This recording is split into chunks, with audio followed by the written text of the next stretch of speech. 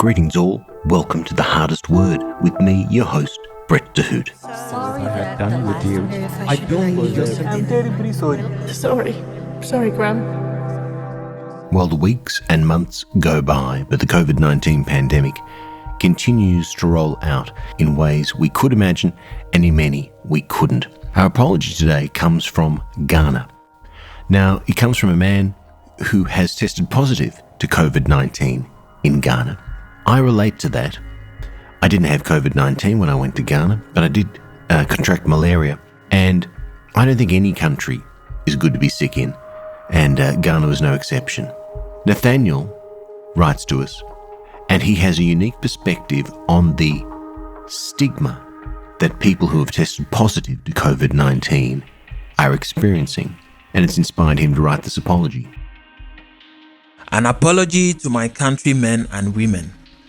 I owe my country and its citizens, especially the about 2,074 who have so far been diagnosed with the coronavirus disease, a much deserved apology.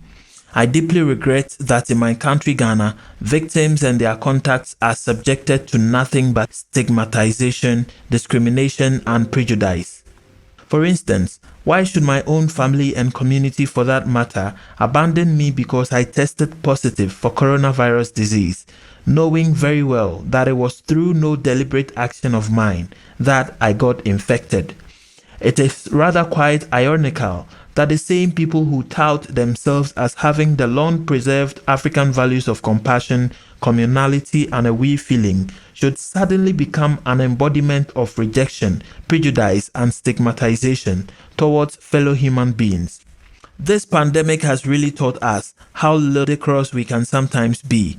Otherwise, I am still yet to understand the wisdom in the stigmatization perpetrated against persons who, having gone through mandatory quarantine, finally test negative for the virus. To individuals suffering all this callousness, I apologize sincerely. I have seen doctors and nurses who have the expertise in handling patients rather fleeing from health centers for their dear lives, mostly because they have not been supplied with the PPE they need to work, or they simply cannot take chances with their own lives. It is a shame that people in mandatory quarantine have to be treated like prisoners, as if the mere suspicion of them having the virus was a court sentence, while the military have intimidated our suspected sufferers. Frontline health officials have victimized them. The government has lied to them, and their own people have rejected them. We must not hide behind social distancing to reveal our inherent callousness towards these victims of circumstances. Of course, we can practice physical distancing while drawing closer to them mentally and emotionally by empathizing with them and then showing them the compassion they so much deserve in these terrible times. As a citizen, I take responsibility for all the pain people have to go through, and I wholeheartedly apologize for it, even though I am not the direct cause. While I deeply regret all this negative treatment, I believe that we have learned our lessons and that going forward, our attitude towards our fellow citizens is going to change for the better.